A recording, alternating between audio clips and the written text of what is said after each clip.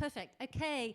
Well, welcome everybody to the Beyond a Joke panel discussion on stand-up comedy, diversity and inclusion. Thank you to all of you physically present in the room. It's great to see so many of you. And thank to all of those hundreds of people who are logged in online via Facebook, whatever time of day it might be in your own location. So thank you very much for joining us. This discussion is part of the Beyond a Joke series of discussions, panels and workshops that's co-organised by the Big Difference Company, the Centre for Comedy Studies Research based at Brunel University in London, and also the Beyond a Joke website. My name is Sharon Lockyer. I'm the founding director of the Centre for Comedy Studies Research based at Brunel. What we're going to be focusing on today is a topic that I'm really passionate about in terms of my research and also personally interested, and that's in relation to diversity and inclusion in stand-up comedy. And I think the Beyond a Joke series this year, there's been a theme that's sort of been threaded across the different discussions and panels. So there was a discussion or presentations a couple of weeks ago on AI and social media and how social media can potentially offer those comedians who might face financial barriers, physical barriers or social barriers, the opportunity to engage in comedy other than being on the live stand-up comedy circuit, for example. Then we had a really interesting talk by Rachel Abbey, who sat over here last week about representation in comedy. Rachel was talking about the first year of a PhD and focused and touched on social class in comedy as well as other inequalities as well. And then there's also been the really interesting panel discussion about young people and mental health and stand-up comedy as well. So I think there is a thread running across those different panel discussions, and I think today's discussions will sort of complement those and build on those and really centre the importance of diversity inclusion within stand-up comedy. And I think it's a topic that obviously I'm interested in relation to research, but also if we think about generally discussions within the media about comedy, it's often around diversity and inclusion or the lack thereof, or it might be around certain comedians making comments or jokes about certain groups. If you think about Dave Chappelle, for example, and the jokes he makes about trans community, think about Jimmy Carr, for example, and jokes that he's made about women and disability, travelling community, and others as well. But also there's lots of other ways in which diversity inclusion feeds into comedy. So if we think about Sean Davis's initiative around social class and bringing or supporting social class or working class comedians through her Best in Class initiative. And that's all about diversity and inclusion and what can the industry do to make it more diverse, to make it more inclusive.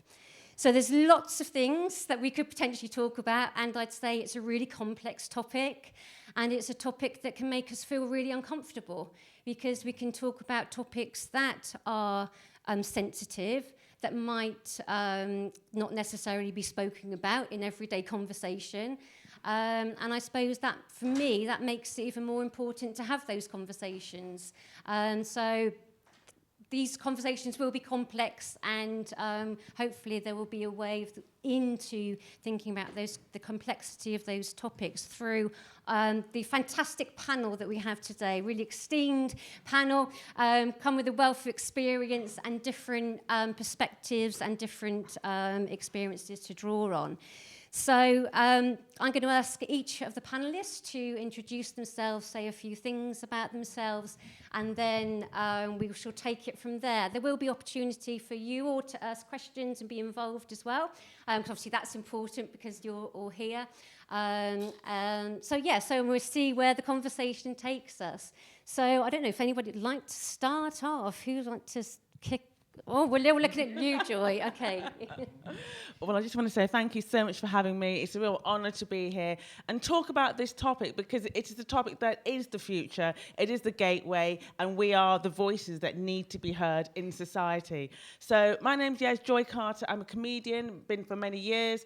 I'm also a speaker on inclusivity and diversity, and also on adoption, as I'm adopted myself out in Nigeria with white parents. So I know the story of inclusion and diversity, but I'm also learning all the time. So for me, it's an honour to really be here and engage more, not just academically, but to really go into those corners today, and really push out to the forefront the importance of this conversation, because we need it in comedy, because it is, as I said, it is opening new doors, and also challenging myths and stereotypes.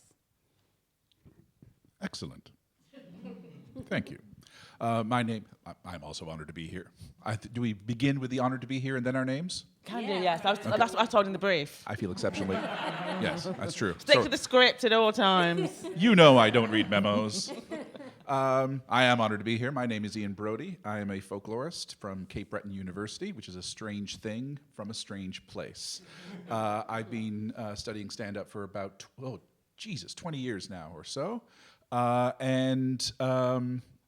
of the things I find most interesting about stand-up is that its conceit is often the idea that it emerges in contexts where we here in this room, we're all kind of cool with each other.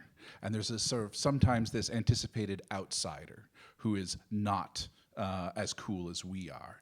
It is ostensibly, just to use some fancy terms, because it's good to use fancy terms every now and then, it's ostensibly counter-hegemonic. It's always about like these idiots who run Parliament, these idiots who run life, these idiots who put tags on mattresses or make us conform to certain standards. But you and I, we're cool. And what happens when stand-up sort of eclipses that private space and becomes recorded and becomes slipped? I think that's one of the issues that is the intriguing conceit of bringing diversity into it. And when I think about diversity in stand-up, one of the things that I'm also trying to grapple with myself, and I'm beginning that process of trying to articulate it, is the notion of not every instance of stand-up needs to be a bold statement of diversity itself. But rather, when we take one step back and we think of what comprises the art of stand-up comedy, we don't immediately revert to a very narrow spectrum of human experience about who comprises the potential stand-up, and that it is a polyphony of voices through which uncomfortable talk can happen. But it isn't only one person's uncomfortable talk that exists. But I'm going to stop there. I was going to say, no, I'm happy for you to carry on. Hi, everyone. Afternoon. Thank you. Yeah, absolutely. Just super happy. I won't say honoured, but very, very happy. It's a joy to be here on a Saturday. Not honoured. I am. I'm joking. The honour, the privilege, all of that. No, all of those things. But no, it's an absolute joy to be here this afternoon on a Saturday afternoon in Leicester. My name is Kavita. I'm a senior lecturer in race and education at Leeds Beckett University.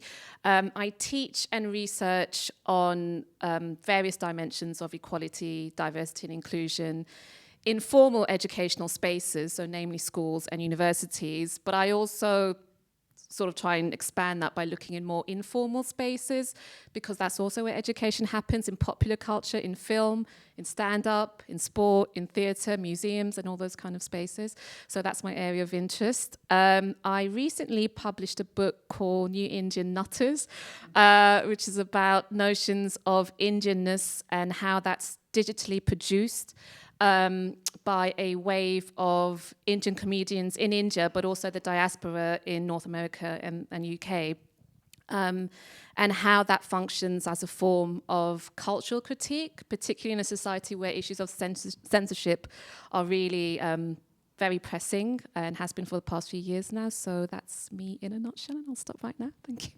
Okay, thank you very much. You have started to answer my first question to get us kicked off, really.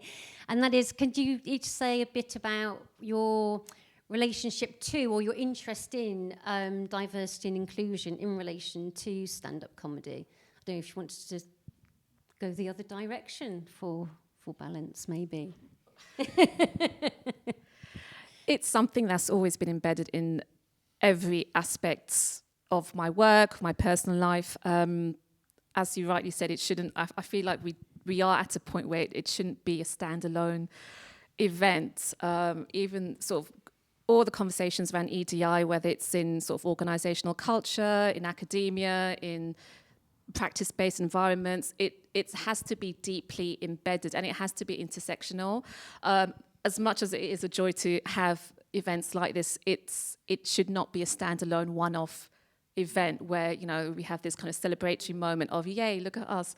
I always use that very awkward scene from, excuse this as an example, but from the Avengers, when you had the group of superheroes come in and had, wow, woman power movement, and then just move on to the battle scene, which everyone, I do remember this moment, collectively cringed in the cinema because it was just, to me, an example of representation done very badly. And very awkwardly. And we do see instances of that, albeit there are improvements across all sectors, but there still is quite a long way to go. So part of my work and my research is to push that, promote it in authentic ways, and to do cultural representation right, rather than as a tick boxing exercise. So. I'm sort of interested in considering, sort of in some ways, in a very airy-fairy way, the idea of stand-up as an art form with a pattern that is established at one point, and then every instance of it is both an execution of that, but also a challenge to those expectations as well. And so sometimes it's fun to think about the historical context of stand-up and how it emerges, and it seems to have emerged largely from privileged people who imagine themselves not to be privileged at the time. Basically, you can look in sort of the English perspective in terms of like the working man's clubs, and within the larger socioeconomic context, perhaps you could clearly indicate class status not there, but they were white men, very loud ones at that, who had the ability to speak loudly on a stage and then assume that everyone outside of that room was an idiot. In the North American context, you had it coming out of the university circuits and the coffee house circuits in the late 1940s and 50s after the GI Bill, where you had people for perhaps the first time were able to express voice on a stage and turn it into a performance of some description, and yet emerge, but that was within the context of people who now had the leisure of university experience and the social context of an audience who was willing to listen to that sort of thing. So we have these patterns that become established, and then the field, as it were, opens up. And I'm using sort of very transitional language in terms of we start with the idea of the sort of who is the stand-up comedian, and it's a white, angry dude on a stage. And then other voices seem to come into this mainstream, and they're in competition, as it were. As they present, they need to present according to the expectations of that presumed normative idea of presentation of self, and in terms of what constitutes proper content, as it were. And then slowly, as we have this diversification, we slowly start to remove ourselves from the idea of what this Platonic, before being dipped in the river Leith idea of what stand-up is. And these new voices start to enter into it. To the point where, when I think about diversity in stand-up, I no longer I'm interested in how we are moving ever so slowly towards the idea that the comedian from a historically non-represented community is no longer trying to mimic the form that was presented to them as the historic definition of what stand-up is, and rather new ways of presentation, new ways of being on a stage are happening. But I'm still in the process of trying to work that out. And I'm going to stop talking now. For me, what excites me about the time that we're living in today is that EDI has the potential of going literally beyond the joke. So as people, there's a Greek word called homophily, which means the love of people like us. And there's nothing wrong with that. But as long as we're not in those cliques, you know, there's that clique, the comfortableness of being them and us. You know, there's the white people, there's the black people, there's the brown people. And to me, as we go beyond those jokes, we have the ability to see into other people's homes, other people's horizons. And that to me is a role of stand-up comedy. That is a big role, to go beyond the joke, to bring communities together, and using our authentic voice. Ricky Gervais got into big trouble last year, as you saw, with his migrant joke, which was nothing. I mean, it was funny. It wasn't necessarily defaming migrants, but is that a story that he could tell? Probably not. And then when challenged about it, he didn't apologise. He suddenly went into that sort of slightly arrogant form of just going, I'm a world famous comedian, I am untouchable. And so that to me made my heart sink, because, you know, it's one thing to be pulled up, but there's also another thing to put your hand on the air and go, okay, I was maybe wrong. How can I work with that community or do something with that community? People are literally dying on the water, and nothing was really done or said. And that, to me, again, pushed the importance of authentic voices and the role of comedians to go into schools, to use our gifts and abilities. And this is also with the arts as a whole as well. You know, to go into these communities, to go into young people, children at schools, places that you would never normally see, and be your authentic voice, because you've got a story that only you can tell. We all have a specific resonance. We've all been through things in our lives that you look at somebody, you look great, but the role of the comedian, the minute you open your mouth, you suddenly think, oh my gosh, that comedian is talking about child abuse.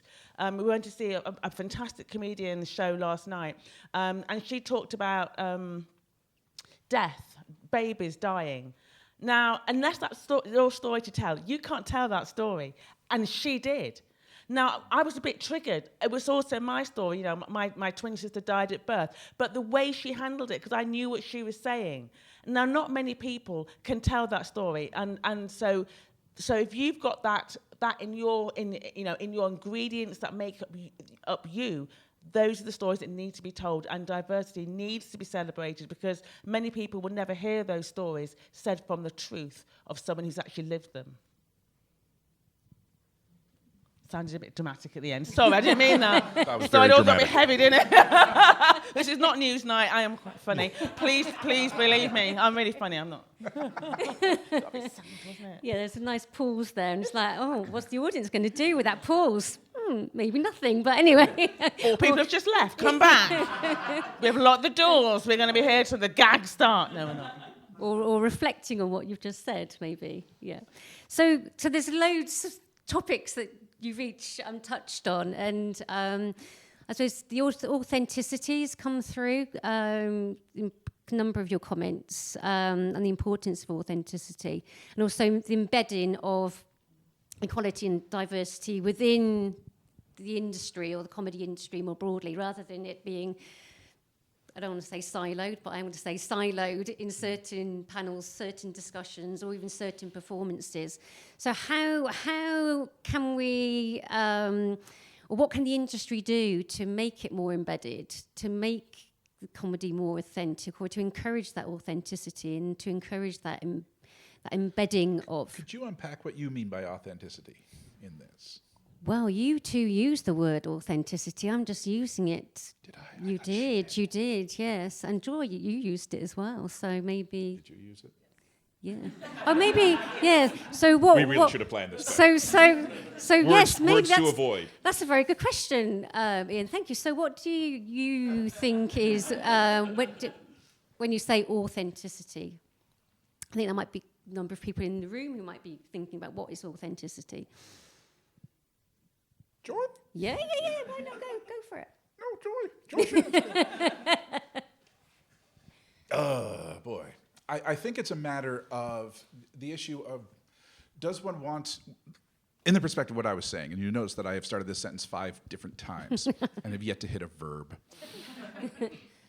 I imagine that the sense that I casually threw that term out had to do with the notion of how does one actually speak the way that one wishes to speak on stage. Not simply in terms of content, although content is fine. And again, not all stand-up needs to be directed towards the emancipatory nature of the human condition. It has that possibility, of course, which is one of its sort of glorious things, but also it's kind of fun to talk about the crazy people in line up at Boots, and it's fun to talk about bad hair, and it's fun to talk about silly things. There is, as much as we wish to impart the potential and remind ourselves of the potential of political emancipation through the act of giving voice to one's authentic self, we should also remember that it is a joyful thing, and joy can be not simply within the face of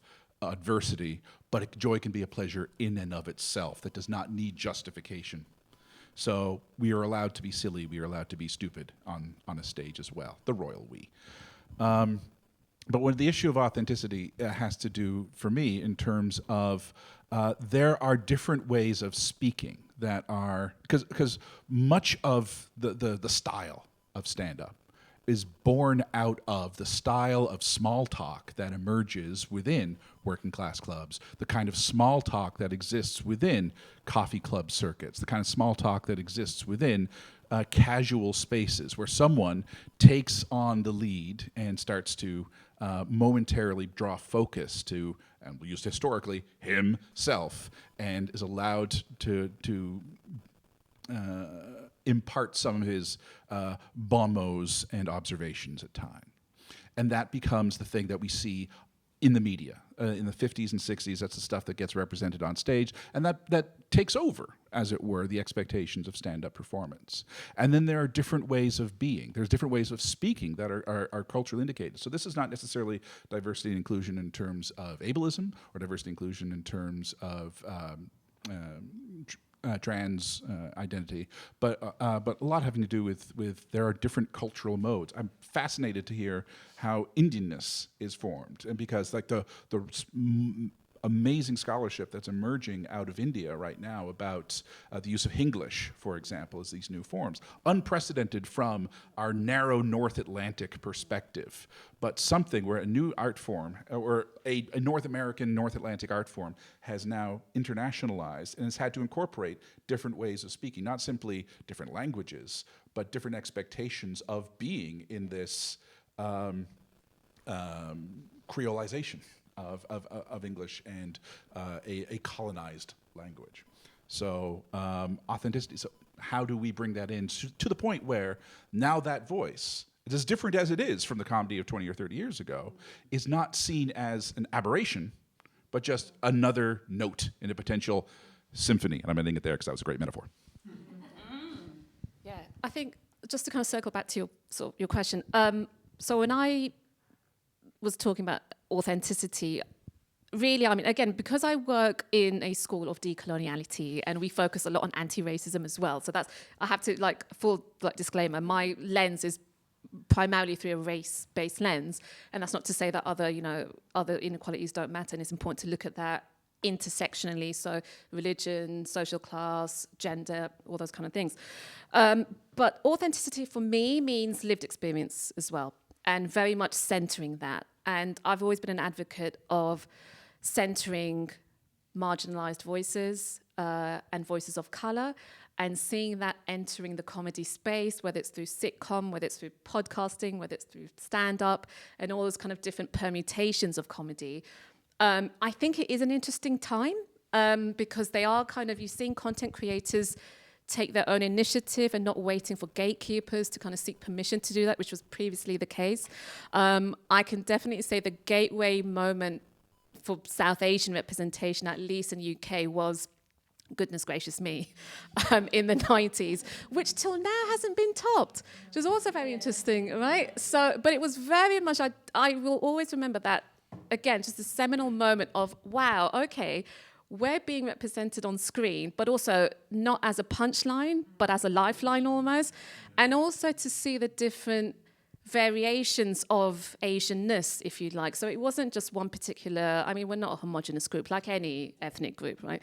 But to see different communities show up in that show in the most kind of absurd scenarios, but also in the most hilarious ways. So Sri Lankan communities, Gujarati, Punjabi, Tamil, all of that, Kenyan. It was just an absolute masterpiece of a show, which holds, I mean, some of the sketches maybe not, but most of them do till date. So it was, you know, it's, again, so that was to me of an example of when you do it authentically, when you center those voices through a comedy lens, again, without stereotyping, but also they did do the reverse kind of racism gag in there quite well. And I always play the going for an English sketch to my students, like even the ones who were born like 2 generations after, and they watch that and they're just mind blown as to, well, surprised that didn't get cancelled, but actually it's really like it's quite subversive. And I'm like, yeah, it's still subversive even now.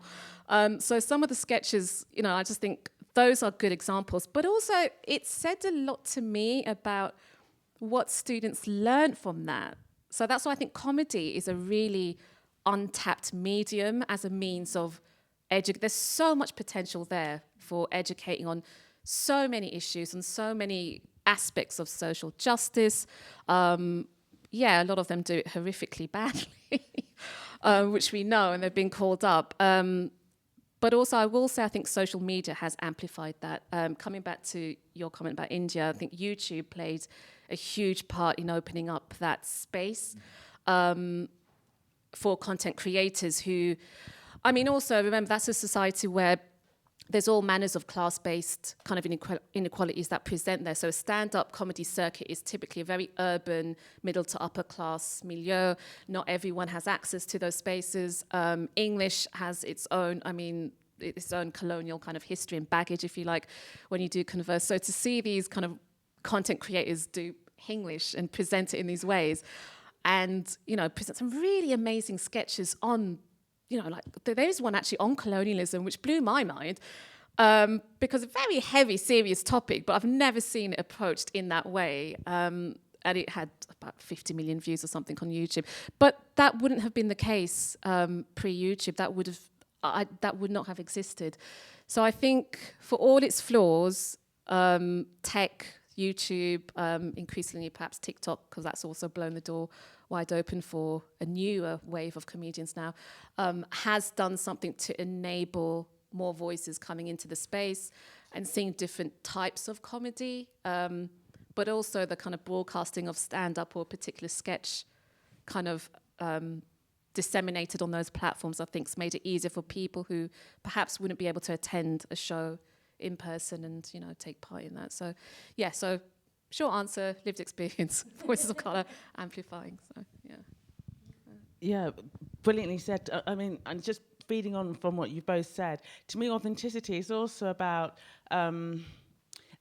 being true to your own heart. Because we think, you know, we all know the heart, brain, gut feeling, and especially as comics, that whole system, you feel it in your stomach, don't you? You know when you've got that connection, that deep belly laugh, in your throat, the laughter, to your mind, through your heart, through your mind, that whole connection through the vagus nerve. Just had to throw that in there if anybody's listening. I heard that for the first time. I went, Vegas. Anybody else going, Vegas? Vegas? No, it's just me.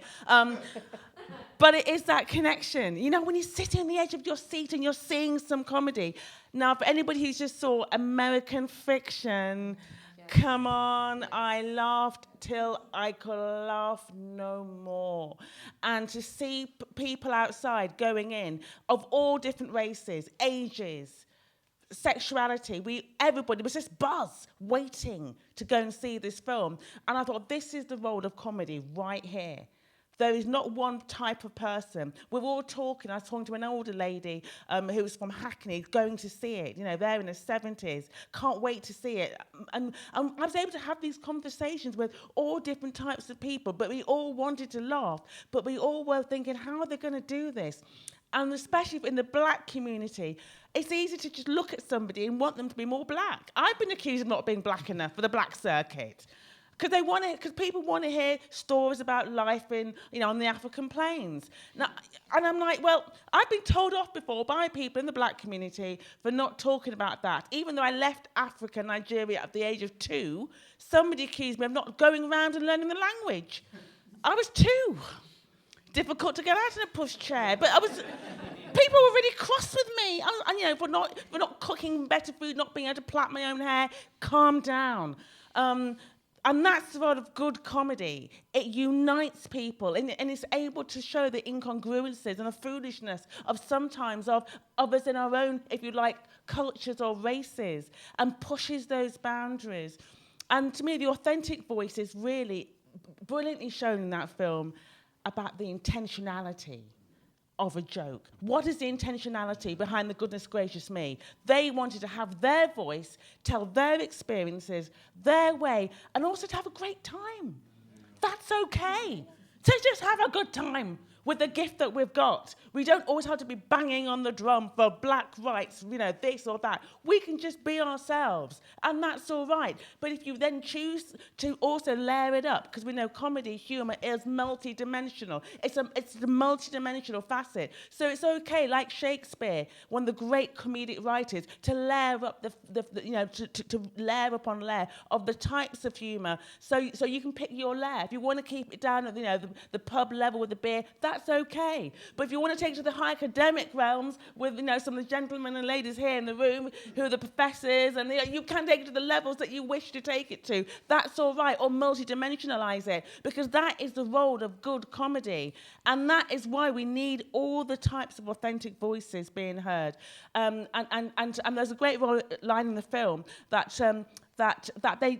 they looked at the 2 different roles, and it's the same coin. Do we just go, yes, it's true, the black voices in the film need to be heard. That's true. But the way that they were being told was was through the medium of making money. So it was the right concept, but it was just there to make cash. Therefore, we're going to take people's stories and we're going to use them to make money. Is that wrong? Because the intention is wrong. Even though the concept is right, but then the other side of the coin was, do we just, we don't want to just be always, as black people, always gangsters, rappers and prostitutes. We've all moved on from that, so we want to move through to upper echelons, upper concepts of us, if that's your thing, we don't want to limit our own race either. That's also the other side of the coin, and it's okay to have more than one truth in the room at any one time. But it's just, to me, it's about the intentionality. Why are you doing it? Just why are you doing it? And as long as you can justify that, and you've got an answer, which I believe Ricky Gervais did not with the migrant joke,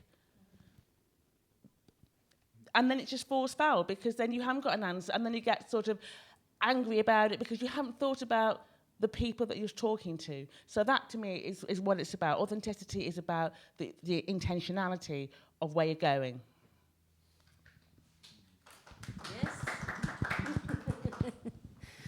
Thank you, Joy. Thank you, Ian and Rita as well. I just want to pick up on the point that's sort of coming through in terms of the education the comedy can have, and sort of flip it on backwards and think about what role does the research that you've done, for example, Kavita, in terms of what's happening in India, how can the industry, comedy industry, whether it's in the UK or elsewhere, how can it sort of learn from that? What can it take from that to help the industry become maybe more diverse?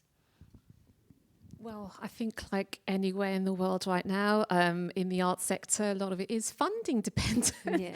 And with the current climate, unfortunately, it's, as I understand in India, they've not been immune to those same, sort of constraints and financial challenges as well. I think it'd be difficult to compare because India and the UK are 2 different contexts completely, and also given the histories and all that. So it would be difficult to map over how the industry works there and sort of the cultural nuances and how they produce comedy compared to the UK. But I can certainly speak to sort of the UK context here and how that's sort of some of the changes that I'm seeing come up a little bit in the research that I've done so far, speaking to comedians and people working in podcasting, which seems to be the way the that comedy, a different type of comedy, is developing. Stand-up it's thriving in its own way. So you have people like Joshua Bethania, who is amazing. Tej Dutia, I think she's doing something for the part of the Leicester Comedy Festival soon. And some of the recordings they do that lands on Prime Video. So Anubhav Pal did something on The Empire Talks Back, which I highly recommend. That was an amazing stand-up on, again, the empire and the legacies of that. It was hilarious. It was so funny. And again, I've never seen it, that subject taught about. It is actually a lesson in and of itself, even if for people who wouldn't know about that context. But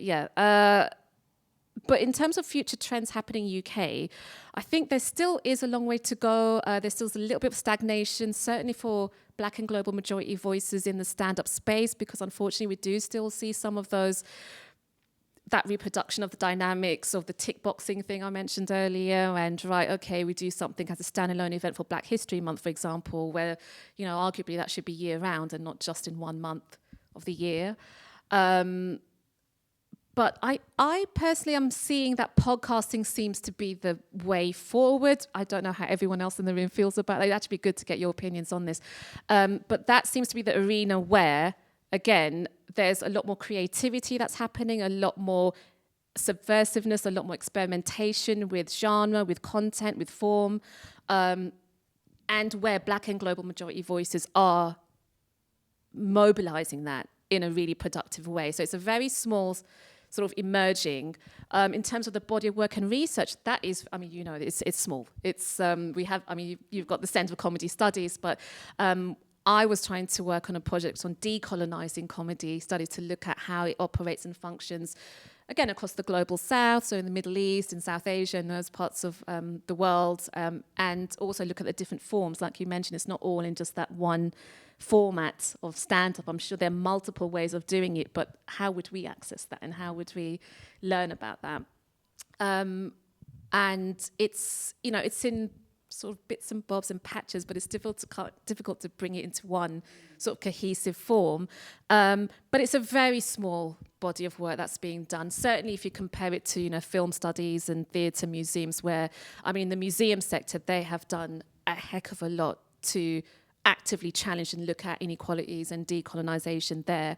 And I think we see, at least in a week, there's a news item about, return the statues and the Benin Bronze statues more recently. But in terms of the comedy space, I'm not really seeing that. It's still very, I think there's still that discomfort or that lack of engagement with that conversation, apart from a few intermittent sort of events here and there. So it's still very early days.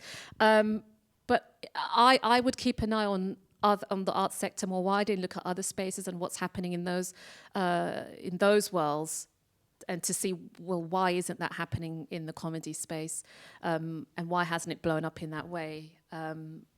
So I think there's definitely a lot of work to be done. There's lots of possibilities. That said, as I said, I think it's an untapped medium still. It could be incorporated in the curriculum, for example. I have this conversation with teachers. Say, why don't you, use so-and-so podcast, or look at this sketch, it's available, it's on YouTube. And it's all about signposting learners and students of all age groups, not just primary or secondary, but even at university level. And they're more likely to take to it, because as you say, it's not in this kind of hard-hitting, sort of traumatic way, and there's definitely a market for what we call trauma porn, unfortunately. But through the lens of comedy, there's that potential to address that, those issues in a really, really interesting way, and one which could land better, I think. So I think if I was, I'm not actively in the industry, but if I was, that would be an area I would definitely look at. Developing more and understanding why are we just not doing it in the way that museums are doing it, the film industry are doing it, streaming and all those kind of spaces where it's happening. So, but where I am seeing it is in the podcasting space, in summary, where stand-up comedians and what do they call it, comedian hosted CHIPS, I think is the acronym for it. So comedian hosted international podcasts. Where they're just addressing a lot of those issues, but in a more kind of, there's that sonic intimacy, I think, in those spaces where you can have that conversation, which is a bit different to stand up, admittedly, but that's where I'm seeing that work kind of becoming more rich. Yeah, sorry. Thank you. I'd go to you, Ian, in terms of, is there anything happening in this sort of Canadian comedy scene or arenas that you think is really interesting in terms of inclusion, diversity, that maybe I would think be you are starting to interesting? see that. I mean, it's interesting the comparisons you had to museums, because I mean, with the idea of the museum is that, first of all, their product, the object that they are in charge of, is not ephemeral and is not constantly being churned out. It's tangible. It is a thing. It has a provenance, and that provenance might be shameful, but then we can identify the shame of that. And it's an institution that, whether it's Community Museum or the British Museum, there's someone who might ultimately be responsible for that. And stand-up tends to be much more, vernacularly raised. Now, of course, we do have broadcasters, and we do have festivals, and we do have people who are accountable. But just as much, these are spontaneous. Spontaneous isn't the right word, but from the ground up productions, small comedy scenes that really exist almost exclusively on the back of one or two organizers and doing favors for people. So those are the various voices. And then the podcast scene is interesting because the barrier for entering into the podcast space is so low that it allows for previously voices that didn't have access to be heard, as long as that podcast space isn't drowned out by the increasing commercialization of podcasts and so on. In Canada, we have there's two initiatives, I guess. One is that our major state broadcaster, the CBC, specifically has diversity as part of its agenda, and particularly in comedy as well. So it has regular shows and podcasts, or shows that are then podcasted, that just go out of their way to make sure that voices, and particularly First Nations voices, are underscored, because that is one of, being a, being both one of the colonies and then involved in the colonization, we have the issue of how to deal with our legacy of the indigenous population. So through process of truth and reconciliation, it's interesting seeing that in the comedy space, because again, that isn't a topic that lends itself well, or at least oughtn't, you would think, lend itself well to comedy, and then you start to see it. And really, you start to see it because you start to let those voices be heard. So we have that aspect of it, and the other issue is that there's been an initiative to fundamentally unionize stand-up comics, and they introduce the idea that there's some kind of scale, but more importantly, the recognition, the main initiative of the Canadian Association of Stand-Up Comedy, CASC, is the idea to treat it as a potential art form, that it is not a variation of theater. So previously, if someone wanted to develop a show, they had to turn it into a one-person show, or really, they had to turn it into a one-man show. That's still the language that's being used. And the idea that what would be supported is a theater space and some kind of writing initiative and so on, which is not really where stand-up is crafted. Stand-up is crafted by going on a stage, like we've been seeing all week, and trying out material that is not that good, and then finding out what is good, and then making it better, and then making it better. And it happens in these vernacular spaces, and it's difficult to apply to a funding council and say, please, I want to take a month off from work and go sit and go hang out in a bunch of shitty bars throughout the West Country while I hammer out this material, because that is the stage in which, that is my garret. That is where I actually compose. And so the idea, the CASC's initiative was, let stand-up be understood as an art form that is as due the support of the state as other art forms. Why is it that you can be a jazz saxophonist in Canada and have all your recordings and all your tours subsidized and earn a decent living? And this is no disrespect to the saxophone or to jazz, but in terms of how that might fulfill the artistic funding board thing of like reflecting Canada to Canadians, it's a hard sell. But exactly. Stand-up will reflect Canada to Canadians in a way that is, but because of its gross vernacularity, because inevitably you leave smelling of stale beer and urine sticky shoes. It does not have the glamour of jazz saxophony or short stories or something. So that is, I think this is a weird art form that takes place in weird spaces that are not clean and marble lined like a museum, but nevertheless, that is where these diverse voices, are struggling and often succeeding in being heard. Now, how do we fulfill that? I don't know. Over to you, Joy. Well, what I would say, my main beef, and this is the only piece of controversial beef I'm going to say, is with the government. There's a surprise there, isn't it? What a surprise it comes to the government. How odd. Ever since COVID, and we had that classic, beautiful statement from our very dear PM who said, for those of you who are in the arts during COVID, maybe this is a time to become a software designer. Because deep down in you could be an architect or something which yields a proper job. And so that with that mindset, that just to me says exactly the brick wall of the them and us. Until the government, until from the grassroots, from the local authorities right up to the top in politics, can see that this is an art form.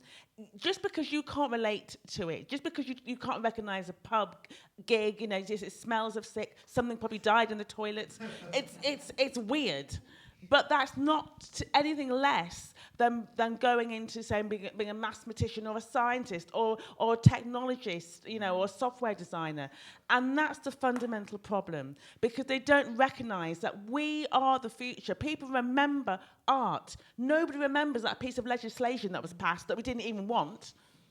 Nobody remembers the decision to invade Iraq. That's controversial, that we never wanted. So that's the importance. So I think that to me is the first big change, because once we get the government more on side, then we can go more into education. Then all those other doors can start to open, because those are the conversations that we need to have. Why is there so much bullying in schools? Because all these discussions are very difficult to have in schools. But comedy, art, music, left brain, right brain, hello? Start being connected. We all know this in the arts. We all know this as a musician. But for some reason, we need to break that brick wall that says that from these people who do not believe that that comedy has a use. How can you, if you've got some people write scripts, that's reading and writing. Isn't it? Or if you can't read and write, you're still using your mind. There are a lot of artists who don't even write things down. Some people just remember their scripts, but they still connect with the audience. They still change people's minds and connect with people in ways that science can't. It's just different. It's not better or worse. It's just different. And so for me, that to me is what is still needed. We need to have these. We need to get more of the people in governance on side, because that is part of the change. However, we can still be the change, because we're not going to go away. So it is just having better unity amongst ourselves, getting our voices, getting comedy into schools. Like with sportsmen and women. If you're a sportsman, you go into schools, you speak to runners, you speak to cyclists. I hate running and I hate cycling.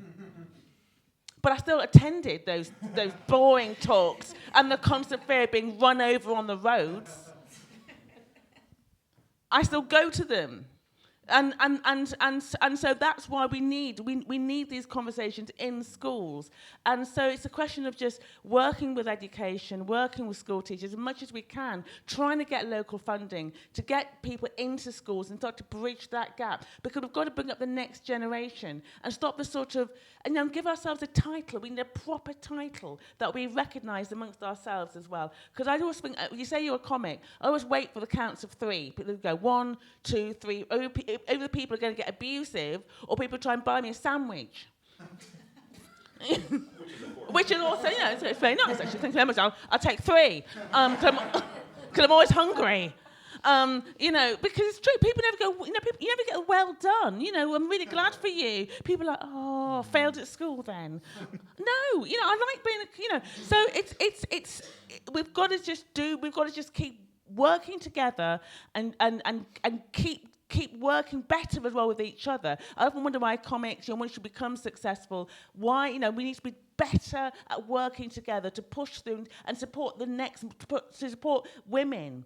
London Hughes says that black female comics are like unicorns. Well, I quite like my horn, but it's it shouldn't be this odd, rare thing. That might, of the token black act, the token Asian act. We still have this tokenism because the bookers and the promoters, and we still need more bookers and promoters. If I wasted time trying to change people's minds, I'll be here forever. Let's just have more promoters. Let's have more people who support different types of comedy. And yes, if the people want to change their minds from being bigoted and whatever, that's great. But they may change, they may not change. They probably will change for economic reasons. Whatever, but we need to just raise it, better promotions, more theatres, more people are going to be supportive of more diversity. Okay, thank you, Joy, very much. That's what I wanted to say on that. Okay, I think we probably should open up the discussion to questions or comments or observations from everyone in the room. Anybody like to ask a question or make a comment or contribute in any way, then please do. I think, Martin has a mic. And this is just for the online audience rather than us in the room.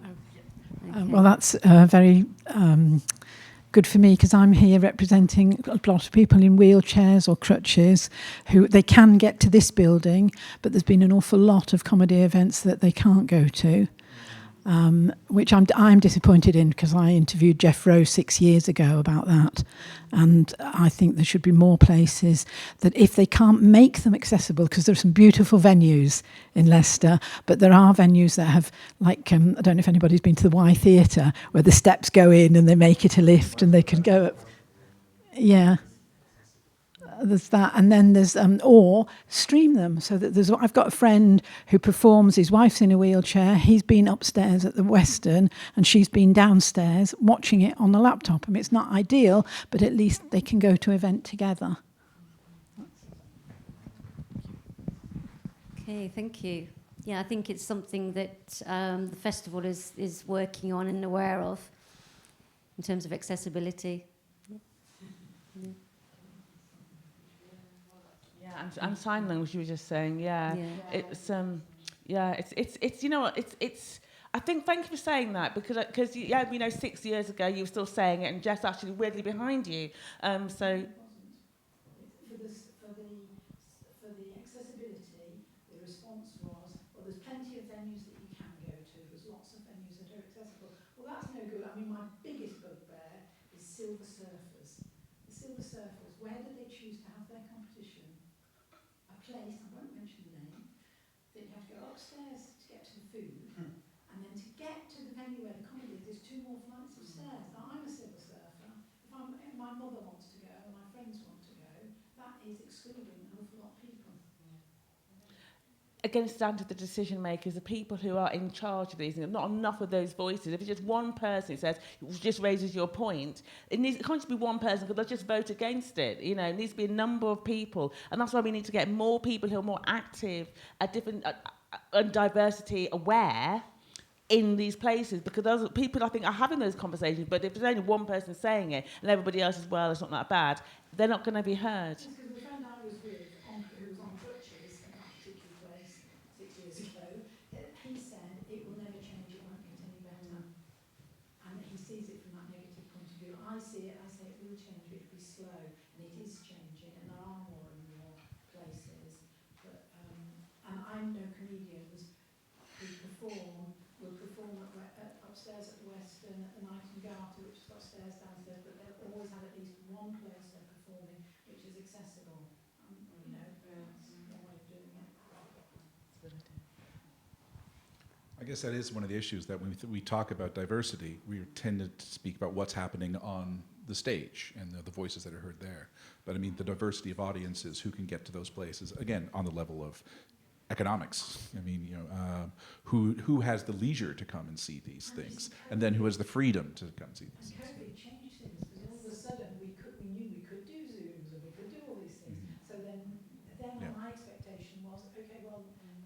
following COVID, the festival will be more and more accessible, and there will be more ways of streaming it. Okay, yeah, this session is being streamed at the moment, isn't it? And can be watched afterwards as well. So yeah, I know there's a move in that direction. Some of the discussions and events as well. Okay, I'm conscious of time, and I know it's any other questions or observations. Yeah, Rachel over here. Thanks. So you've talked about kind of like hopefully getting more promoters who kind of like take on quite specific acts, or kind of like people with kind of identities that align together, and kind of really promoting them, which I think is something that is really useful, and something that kind of not only creates kind of a different audience, but also allows comedians to find people in their community and find people with shared identity to kind of connect with. And being a stand-up's lonely, right? Like a lot of the time you kind of turn up and it's a lot of people that you may not have never met.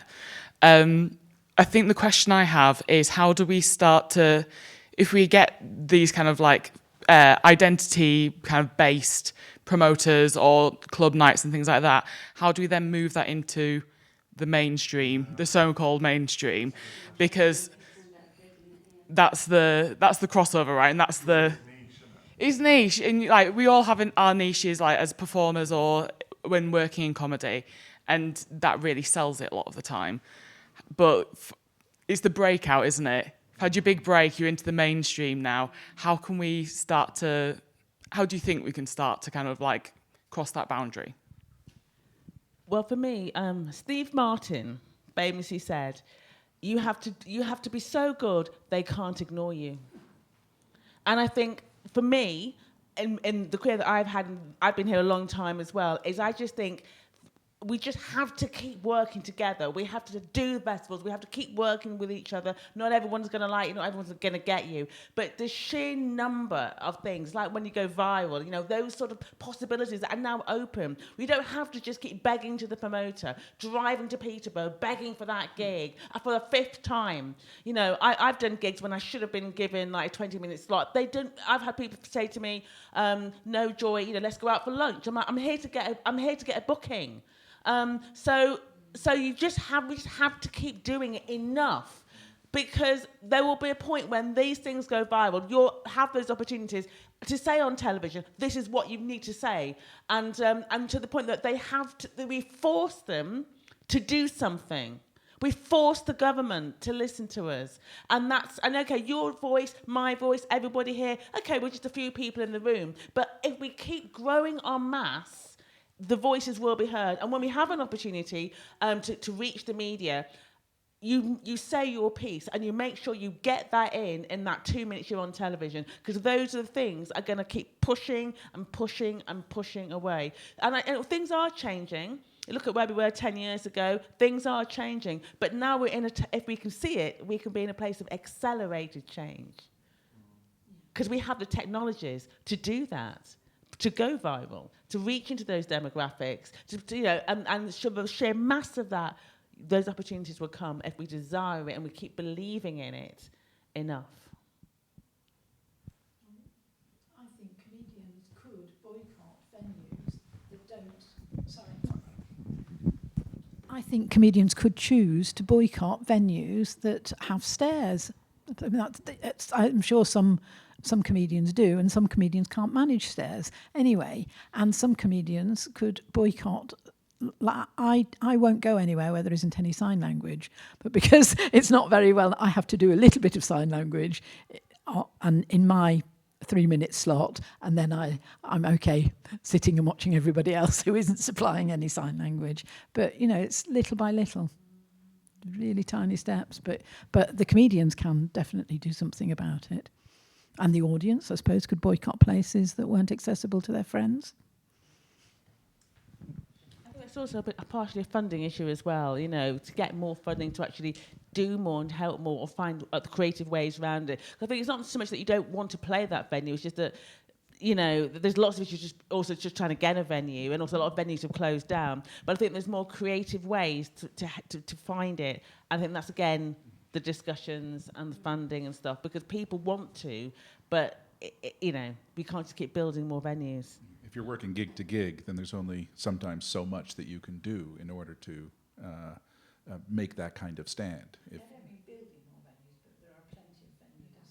But if that venue doesn't want to put on a stand-up show, that's the issue. I mean, we exist. Well, stand-up exists in tertiary spaces. It is in back rooms and basements and attics. It's not at the Curve regularly. Local reference. That's how you get it. So it's reused, repurposed spaces that are grandfathered in for building codes and accessibility codes. And it may be if every single stand-up said we are not going to perform at this venue because it doesn't have stairs, there's a certain amount of power.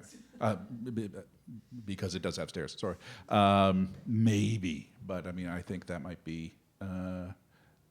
It might imagine a cushier existence for the stand-up who is able to exercise that kind of economic privilege.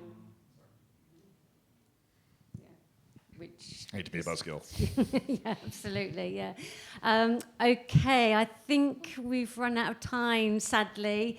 So I will thank the amazing panel for their fantastic contributions and insights. And I thank you for all coming and for your comments and your questions, for those in the room. And thank everybody online, all of those hundreds of people. So thank you very much.